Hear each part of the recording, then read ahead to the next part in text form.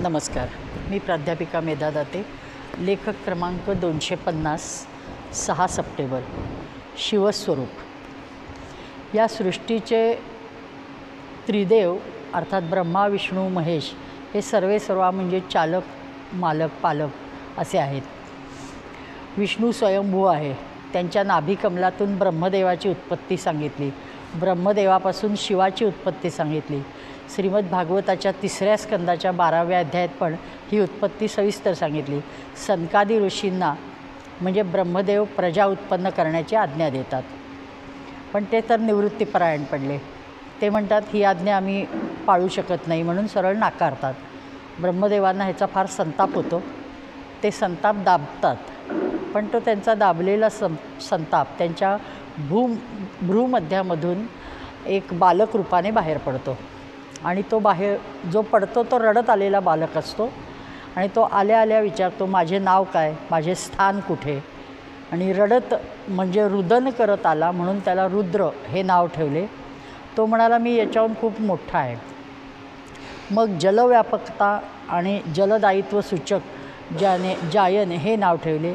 तो म्हणतो माझी व्याप्ती ह्याच्यापेक्षाही अधिक आहे.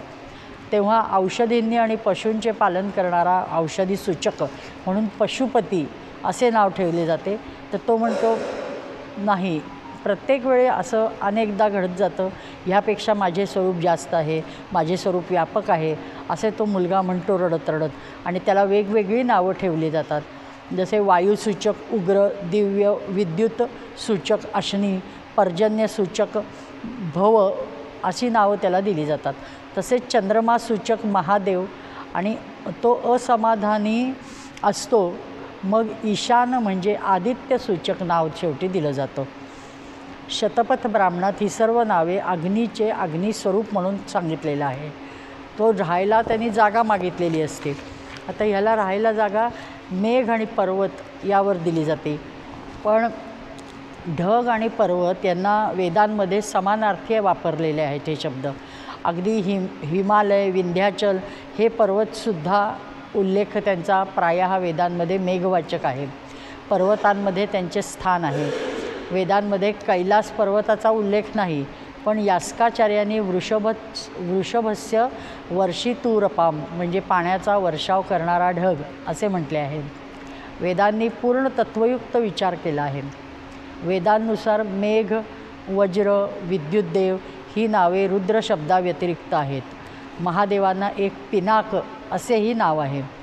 जसे गव्हाचे पीठ दळण्यासाठी पिसणे किंवा दळणे अर्थाने मेघांचा प्रचंड गडगडाट होत असतो त्या शक्तीला, तसेच ते आपले त्या शक्तीने बारीक बारीक करून म्हणजे ढगांना दळून गडगडाट करून त्याद्वारे ते पाऊस खाली पडत असतो पिठासारखा असा उल्लेख किंवा ती उपमा दिलेली आहे. वायू व मेघ हे प्रजापती रूप आहे.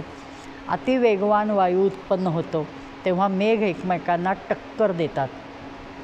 त्यातूनही घोर आवाज निर्माण होतो. त्याने मर्त्य लोकातील सर्व जीव घाबरतात, कंपायमान होतात. क्रोधाग्नी त्यामुळे भडकतो असे म्हटलेले आहे. आणि विजा चमकतात. वायूमुळे त्या इकडून तिकडे धावत असल्याचा भास होतो. सायनाचार्य रुद्र शब्दाचा अर्थ रुद्रन द्रवती धावती ती रुद्र असा केलेला आहे. रडत धावणारा व धावत बरसणारा असं ते म्हणतात. थोडक्यात वेद आपण निसर्गाचा भाग आहोत त्याचे भान देतात. आणि त्यांनीच म्हटलेले यज्ञो वै भुवनस्य नाभी हे लक्षात घेतले पाहिजे. आणि तर शिवांना त्र्यंबकम यजामहे म्हणतो म्हणून यजन करणे आपली जबाबदारी आहे. मग आपण म्हणू शकू तुझवीण शंभो मज कोण तारी. कैलासपती शिवांचा जय जयकार असो. महादेव रुद्र भगवानांचा जय जयकार असो. नमस्कार.